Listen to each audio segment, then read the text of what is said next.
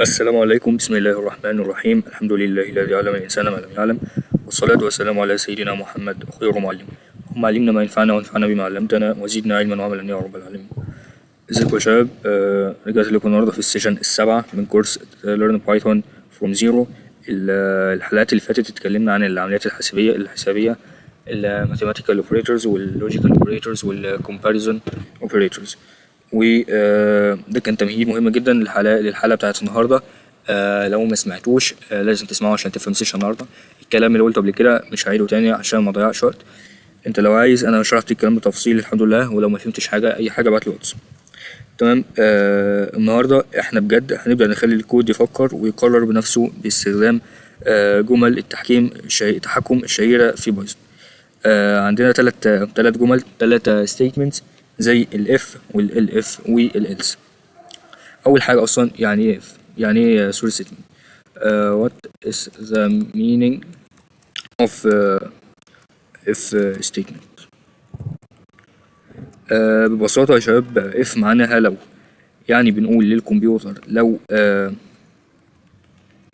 يعني مثلا بنقول للكمبيوتر لو الشرط ده اتحقق اعمل كذا. تمام. تمام. تعالى نشوف مثال عملي. اول حاجه هنا هاجي اعمل انبوت وهسميه واحطه في فاريبل اسمه ايج وهاخد منه انبوت. تمام. عرفنا ان كده ان الانبوت بيتاخد بالطريقه دي، واكتب هنا الانبوت وهكتب enter your age. تمام. وطبعا الفاليو بتاعت الانبوت دوت هتتسجل في الفاريبل اسمه ايج. دلوقتي هاجي اشتغل على الاف ستيتمنت. هقول له هنا لو الايج دوت greater than or equal ال 18 هتعمل ايه؟ هتكتب هتطلع له على الشاشة print، وهتكتب جواها مثلا you are adult. تمام. تيجي هنا نجرب مثلا مثال. في البداية قبل ما نجرب المثال، الكود هنا بيقول لو السن أكبر من أو يساوي 18 اطبع الرسالة دي. طب لو الشرط ما اتحققش مفيش حاجة تحصل. تمام. هنيجي هنا نجرب، هنشوف طلع لنا الانبوت.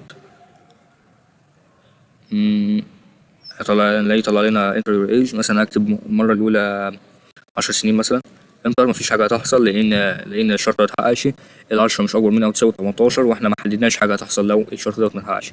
طب لو جيت هنا كتبت 30 مثلا، هلاقي كتب لي you are an adult. أو لو كتبت 18 بالظبط واحنا كاتبين greater than or equal، فهنا لو جيت برضو كتبت 18 هنلاقيه يطلع لي you are an adult برضو. تمام. طب احنا هنعمل ايه لو عايزين نضيف بداية؟ يعني مثلا انا هنا كنت عامل 18 بس. طب انا لو عايز اكتب مثلا اكبر من 25، طب لو اصغر من 14، الكلام ده هيتعمل ازاي؟ هنا هيجي دور الالس.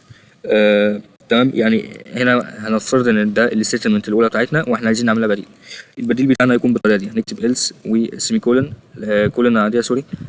كولن ديت بتكررها مع الاف والالس والالف وكل حاجه. تمام. كل ستيتمنت لو ما كتبتش الكولن ديت هيحصل. تمام. بعد كده هاجي اكتب else. لو الكلام ده ما اتحققش هتعمل ايه؟ هقول له print واكتب جواها you مثلا you are still young مثلا. ولو جيت انا عملت كده وكتبت مثلا 14 هنلاقيه يطلع لي you are still young. تمام. وزي ما شفنا لو كتبت 18 او اكبر من كده هيطلع لي نتيجة عادي you are an adult. زي الفل. دلوقتي بقى عندنا شرطين. الشرط الاول لو اتحقق يطلع لي you are an adult بعد الجمله الاولى، ولو ما اتحققش الجمله الثانيه. طب لو الف، ايه قصه الف معناها else if. يعني لو الشرط الاول ما اتحققش جرب الشرط الثاني، لو الشرط ما اتحققش ارفع الشرط الثالث. ممكن تعمل عدد ما لا نهائي من الالف، واخر حاجه خالص بتنهي بالالس. زي الفل. تعال نشوف مثال اكتر عن الموضوع ده. هاخد هنا input من اليوزر اسمه grade. تمام. هاخد منه input واسجله في ال int. هكتب input كده و enter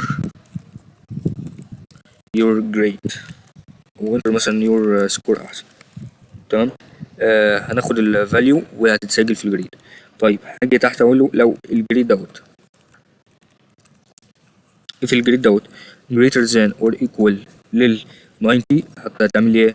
تنزلي تحت وتكتب لي تكتب مثلا you are excellent. طيب لو الكلام ده متحققش هجينا اكتب الف. بالمناسبة يا شباب لازم السبيس اللي في البداية دي هكلمكم عنها دلوقتي. تمام الف ومثلا كان الجريد دوت نعمل ايه؟ مثلا greater than or equal لل 75. هنعمل كده greater than or equal لل 75. طيب ايه اللي هيحصل؟ نحط بس الالف ديت المفروض نحطها في الاخر، انا حطيتها في الاول. تمام بعد كده ايه اللي هيحصل؟ هنعمل print ليه واللي طبعا هو مثلا good job مثلا. تمام. طب لو الكلام ده ما حصلش الشرط التالت الف كان الجريد دوت greater than or equal لل 50. ايه اللي هيحصل؟ هتطلع لي مثلا نكتب you passed او مثلا you have better to do. كويس جدا. طب لو التلاتة ما حصلش هنتطرق لاخر حاجة اللي هي else وهكتب مثلا print واكتب sorry you failed. الكود هنا بيعمل مقارنة خطوة بخطوة. لو الطالب جاب فوق 90 greater than or equal 90 هيطبع له you are excellent. لو فوق 75 good job. لو فوق أو يساوي 50 you have better to do. لو مش كده، لو مش أي حاجة من دول، لو جاب أقل من 50 هو معنى إن محصلش أي حاجة من دول إن هو جاب تحت 50 معنى كده إن هو سقط. ونجم الأول enter score هدخل 92. هيطلعلي طبعا you are excellent اللي هنطلعنا هنا. تمام. مرة كمان اكتب مثلا احنا عايزينها لو greater than 50 واقل من 75. تمام. ايه اللي هيحصل؟ هيطلع لي you have better to do. يعني مثلا اكتب 64 مثلا ان يطلع لي you have better to do.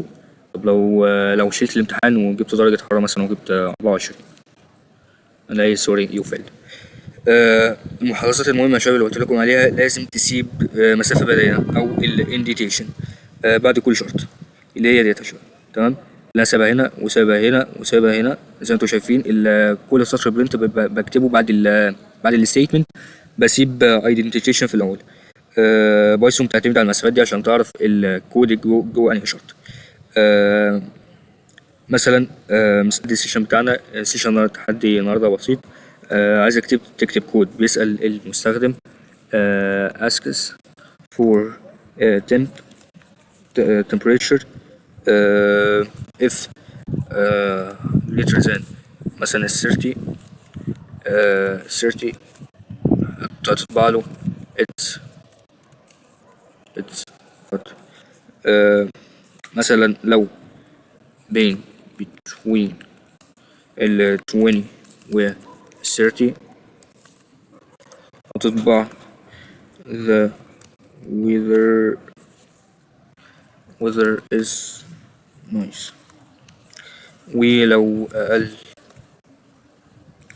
if مثلا if less than 20 تطبع it's good.